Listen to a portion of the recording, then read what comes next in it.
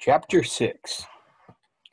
Stanley took a shower, if you could call it that, ate dinner, if you could call it that, and went to bed, if you could call his smelly and scratchy cot bed. Because of the scarcity of water, each camper wanted a 4-minute shower. It took Stanley nearly that long to get used to the cold water. There was no knob for hot water. He kept stepping into it, then jumping back from the spray until the water shut off automatically. He never managed to use his bar of soap, which was just as well because he wouldn't have had time to rinse off the suds. Dinner was some kind of stewed meat and vegetables. The meat was brown and the vegetables had once been green. Everything tasted pretty much the same. He ate it all and used a slice of white bread to mop up the juice. Stanley had never been one to leave food on his plate, no matter how it tasted. "What'd you do?" one of the campers asked him.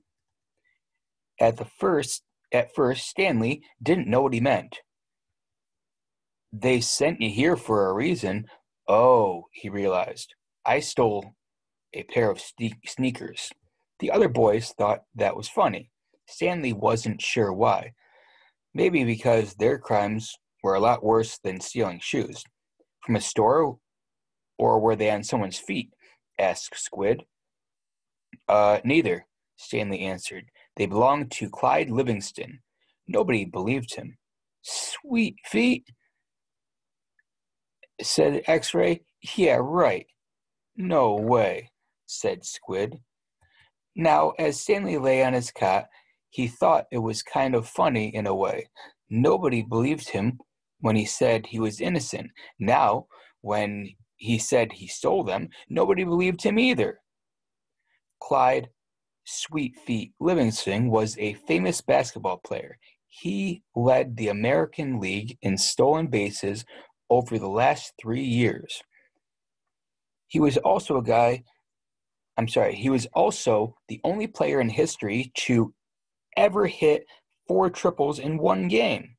Stanley had a poster of him hanging on the wall of his bedroom. He used to have the poster anyway. He didn't know where it was now. It had been taken by the police and used as evidence of his guilt in the courtroom. Clyde Livingston also came to court. In spite of everything, when Stanley found out that Sweet Feet was going to be there, he was actually excited about the prospect of meeting his hero. Clyde Livingston testified that they were his sneakers and he donated them to help raise money for the homeless shelter. He said he couldn't imagine what kind of horrible person would steal from homeless children. That was the worst part for Stanley. His hero thought he was a no-good, dirty, rotten thief.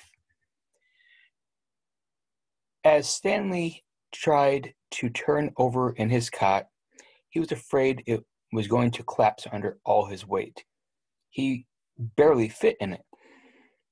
When he finally managed to roll over on his stomach, the smell was so bad that he had to turn over again and try sleeping on his back.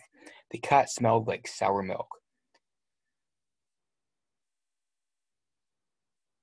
Though it was night, the air was still very warm. Armpit was snoring 2 cots away.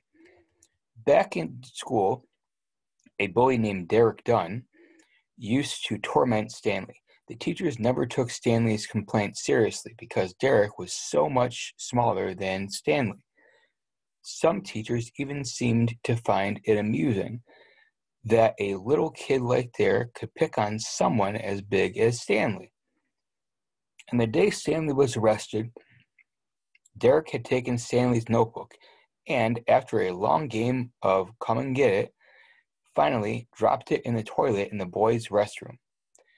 By the time Stanley retrieved it, he had missed his bus and had to walk home. It was while he was walking home, carrying his wet notebook with the prospect of having to copy the ruined pages that the sneakers fell from the sky. I was walking home and the sneakers fell from the sky, he had told the judge. One hit me on the head. It had hurt, too. They hadn't exactly fallen from the sky. He had just walked out from under a freeway overpass and the shoe hit him in the head. Stanley took it as some kind of sign.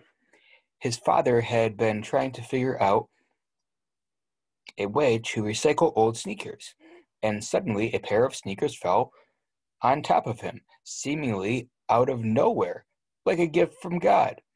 Naturally, he had no way of knowing they belonged to Clyde Livingston. In fact, the shoes were anything but sweet. Whoever had worn them had a bad case of foot odor. Stanley couldn't help but think that there was something special about the shoes, that they would somehow provide the key to his father's invention. It was too much of a coincidence to be a mere accident. Stanley had felt like he was holding destiny's shoes. He ran. Thinking back now, he wasn't sure why he ran. Maybe he was in a hurry to bring the shoes to his father, or maybe he was trying to run away from this miserable and humiliating day at school. A patrol car pulled alongside him. Police asked him why he was running. Then he took the shoes and made a call on his radio. Shortly thereafter, Stanley was arrested. It turned out the sneakers had been stolen from a display at the homeless shelter. That evening, rich people were going to come to the shelter and pay hundreds of dollars to eat the food and pay poor people.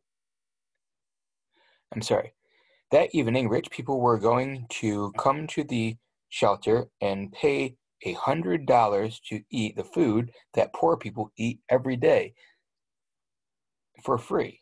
Clyde Livingston, who had once lived at the shelter when he was younger, was going to speak and sign autographs. His shoes would be auctioned, and it was expected that they would sell for over $5,000. All the money would go to help the homeless. Because of the baseball schedule, Stanley's trial was delayed several months. His parents couldn't afford a lawyer. You don't need a lawyer, his mother said. Just tell the truth. Stanley told the truth, and perhaps it would have been better if he had lied a little. He could have said he found the shoes in the street. No one believed they fell from the sky. It wasn't destiny, he realized. It was his no-good, dirty, rotten, pig-stealing great-great-grandfather.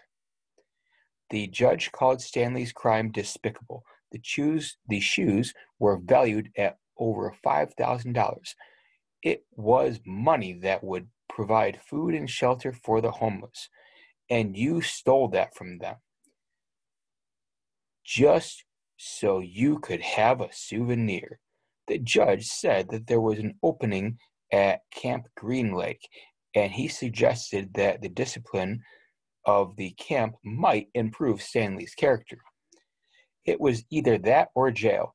Stanley's parents asked if they could have some time to find out more about Camp Green Lake, but the judge advised them to make a quick decision.